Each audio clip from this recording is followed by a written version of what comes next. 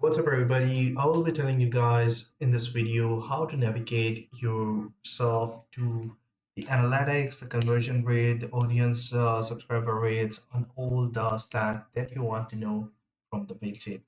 For that, the process is very simple. Make sure you follow the video till the end to get to know about it. The link to the Mailchimp will be in the description below, so make sure you guys check it out.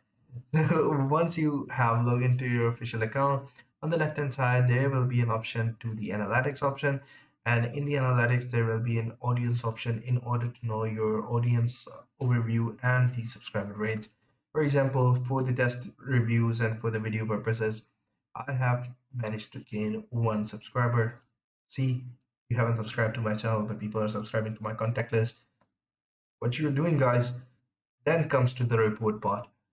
If you go to the report part, you will be able to see all the comparative reports alongside your campaigns. If anybody have opened up your campaign, the click-through rate, the conversion rate, the bounce back rate, the click open up rate, all those rates will be visible here.